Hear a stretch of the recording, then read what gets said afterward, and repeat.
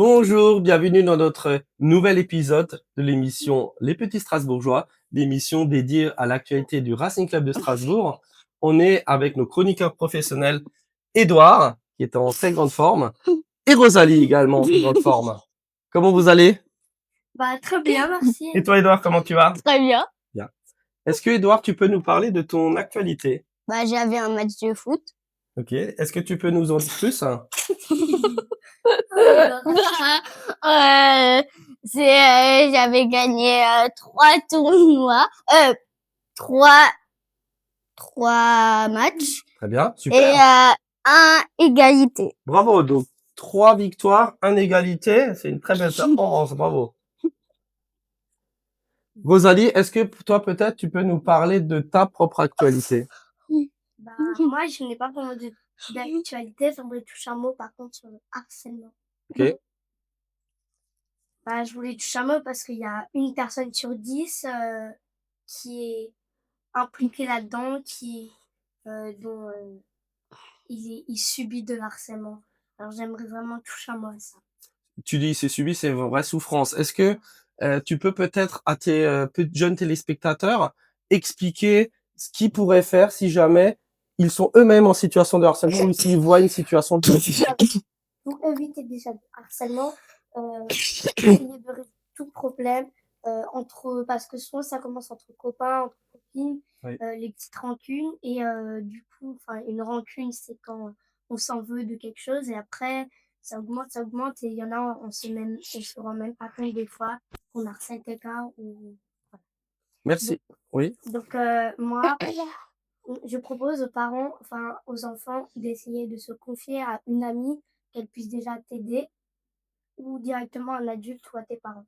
Si c'est plutôt vers les parents, pour les parents, ils doivent bien écouter l'enfant, noter tout ce qu'il dit et le rassurer. Très bien. En deuxième étape, il faut aussi réagir, euh, demander s'il y a des témoins pour le témoignage. Il faut noter tout, voir tout ce qu'on a comme preuve.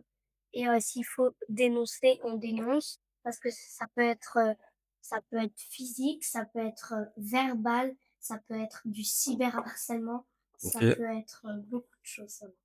Waouh. Bah, merci beaucoup pour ce message vraiment imprégné de bienveillance. Donc voilà, si vous avez une situation de harcèlement ou vous en voyez une, n'hésitez pas à suivre le conseil de Rosalie, à surtout le signaler et ne pas laisser faire.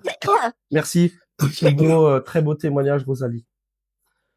Surtout, je voulais rajouter quelque chose parce que le harcèlement, ça compte souvent mal. Les enfants qui subissent du harcèlement, ils se tuent généralement parce que quand ça devient très très grave. Merci pour cette précision. C'est vrai que ça peut être dramatique, hein.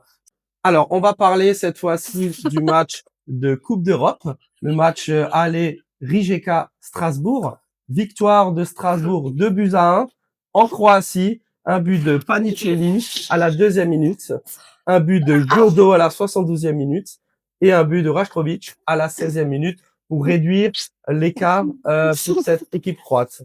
Alors, Edouard, tu es en très grande forme, tu as analysé le match sous toutes ses coutures. Qu'est-ce que tu voudrais nous dire de ce match contre cette équipe croate? Il était très bien. Voilà. Qu'est-ce que tu as retenu essentiellement de ce match? Pour toi, est-ce qu'il y a un joueur qui a percé, qui a crevé l'écran? Pas les séries. Ouais. Qu'est-ce que tu aimes bien comme action qu'il a déroulé sur ce match, Panicelli? Le but. Ouais. Et tu peux nous expliquer le but? Tu te souviens du but, comment il était? Non. Alors, c'était un travail remarquable de Barco à l'initiative de l'action, un beau sombrero, il me semble, et effectivement une belle action collective dès la 2e minute pour que le Racing Club de Strasbourg puisse mener 2-1. Après, il y a Martial Godot, effectivement, qui a marqué le 2-0. Le Racing est un petit peu tombé dans ses travers, puisqu'il s'est laissé un petit peu prendre le dessus sur quelques actions, n'est-ce pas? Et du coup, l'équipe croate est revenue à la marque, hein, à 2-1. Edouard, je pense qu'il y a une action qui t'avait plus particulièrement impressionné. C'est ça, c'est le tir de Panicelli. Oui. Tu peux nous parler de ce tir surpuissant Qu'est-ce qu'il Bah, a il a tiré très très fort, mais il l'avait raté. Et elle est allée où cette balle, hein? En fait, elle a cassé la barre transversale. Donc, c'est une frappe qui a cassé la barre transversale. Et alors presque, hein, mais on s'est dit peut-être que les techniciens du stade allaient venir pour réparer cette barre parce qu'effectivement, il y a un vrai missile. Hein, on avait dit un vrai missile qui a été tiré sur cette barre transversale. Et est-ce que vous voulez peut-être parler de ce parquage des visiteurs, puisque nos supporters strasbourgeois, ils étaient à peu près 400, ont fait le déplacement en Croatie. Est-ce que vous voulez parler de ce parquage visiteur qui est un petit peu particulier, parce que on parle de parquage, mais on aurait pu parler de cage même. Ouais. Parce qu'en fait, je trouve qu'en Croatie, on vous a montré une image. Ça serait comme ça. Si t'es claustrophobe, tu tombes dans les pommes. Il n'y a pas plus calme. Je comprends que les spectateurs du match, qui sont sur place, peuvent être agressifs souvent. Pas des bêtes non plus, mais se battre avec d'autres gens, d'autres équipes. Mais à ce point, c'est peut-être un peu abusé. Ça peut être choquant pour un enfant.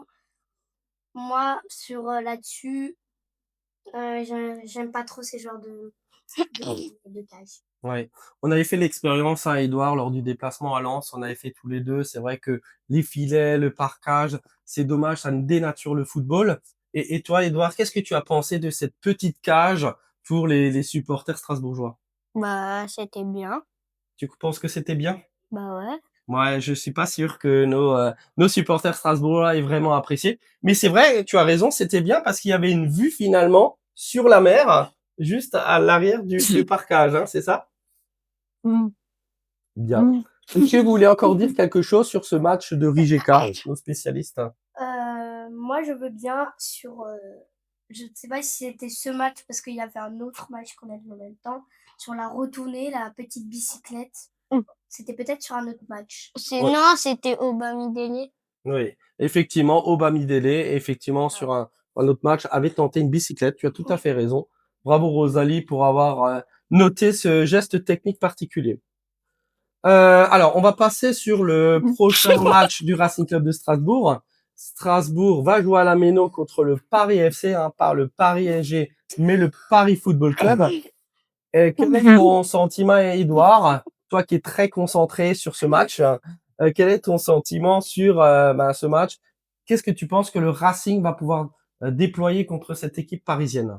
Bah, il faut gagner. Ah, alors est-ce qu'on peut-être on se lance déjà sur les pronostics? Combien est-ce qu'ils vont gagner, Edouard? 2-1. 2-1. D'accord. Est-ce que tu peux t'avancer sur un buteur ou des buteurs? Panicelli Oui. et Barco. Panicelli, un doublé donc, enfin un but de Panicelli et un but de Barco, Valentine Barco. Hein. Ouais.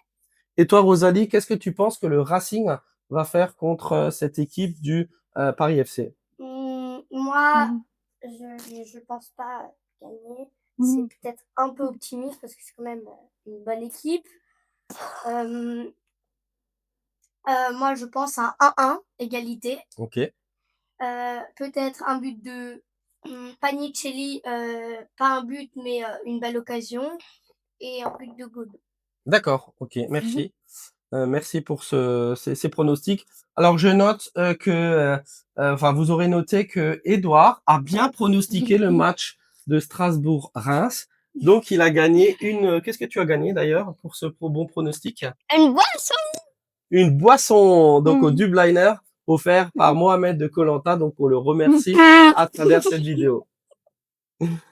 Voilà, autre actualité du Racing aussi. Le Strasbourg est en demi-finale de la Coupe de France. On en avait parlé lors de la dernière émission. On savait pas exactement, enfin, il n'y avait pas encore le tirage pour les demi-finales. Strasbourg va jouer contre l'OGC Nice. L'OGC Nice avec un ancien Strasbourgeois qui est Jonathan Klaus. Qu'est-ce que vous pensez de cette demi-finale? Et est-ce que Strasbourg va arriver à franchir les Aiglons niçois pour se hisser en finale? Bah, Nice, moi, je pense ça va être très dur, très très dur parce que les Niçois l'équipe niçoise est très très très très forte, Mm. les Aiglons niçois. Je pense que ça va être très difficile, mais un peu avec les supporters et la bonne ambiance et les joueurs qui seront en forme et qui joueront bien, je pense que ça pourrait aller. Oui, tu penses qu'avec le soutien de le stade de la Méno, nous pouvons passer ce tour? Oui. Ok. Et toi, Edouard, contre l'OGC Nice et notamment l'ancien Strasbourgeois, quelle est ta vision en fait de ce match-là? Bah, j'espère qu'ils vont gagner. Ils vont gagner? Très bien, très bien. Toi, tu es toujours positif, hein, ils vont tout le temps gagner, c'est ça? Bien. Mais on va Euh, gagner. alors, peut-être je reviens sur le championnat. Le Racing est 9e avec 36 points. Aujourd'hui, à l'heure où on se parle. Donc, un petit peu décroché pour l'instant des places européennes, mais les gros dans le classement devant le Racing vont se rencontrer. Petit sondage. Rosalie, est-ce que tu penses qu'ils vont se qualifier Strasbourg pour la Coupe d'Europe? C'est possible, oui. En ce moment, ils sont chauds. Pour moi, c'est pour l'équilibre. Ouais, s'ils donnent de le meilleur de eux, supporter sera toujours avec eux. Voilà. Moi, je pense que c'est possible. Très bien. Et toi, Edouard, est-ce que tu penses qu'ils vont pouvoir aller effectivement en finale? Oui. Et plutôt, non, pardon. Est-ce que tu peux nous dire s'ils vont pouvoir se qualifier, excusez-moi, Oui, oui. pour les places européennes? Oui. Ce serait bien de revenir au stade l'année prochaine avec des belles équipes européennes de premier plan. Ce serait vraiment, hein, vraiment génial, quoi. Alors, je crois que vous vouliez encore nous parler d'une documentation, d'une lecture, Ouais. peut-être. Est-ce que vous pouvez nous en dire plus? Alors, Les surpasser. nous avons des livres Les surpasser. comme ce petit livre, c'est la bibliothèque verte, Destin du champion. Ok. Donc c'est Là, on a Messi, très bien. Lionel Messi. Là, on a Hugo Lloris, le fameux gardien. Et là, on a Zinedine Zidane qui commence. Alors, est-ce que Et tu sais qui adore Zinedine Zidane? Toi. Ah oui. Alors, je suis un grand fan de Zinedine Zidane, donc ça me fait très plaisir. Edouard, tu veux nous parler peut-être de voilà de tes livres de chevet actuels, hein? Tournoi en sous-grande tension, ok. Et ce magazine, peut-être tu peux le montrer à la caméra. Bien. Mais tu es abonné aussi à 100% sauce, 100% À ça, 100% sauce. club. Qu'est-ce que tu apprécies tout particulièrement dans ce magazine, Edouard? Moi, j'aime bien. Ouais. C'est quoi? C'est les photos, les reportages, c'est les analyses techniques? Qu'est-ce que tu préfères dans ce magazine? Les photos. Les photos. Bien. Bah écoutez, merci pour cette émission très détaillée, avec une excellente humeur de nos chroniqueurs. Nous, on vous dit à bientôt pour une nouvelle émission. Et qu'est-ce qu'on dit? Allez, Racing!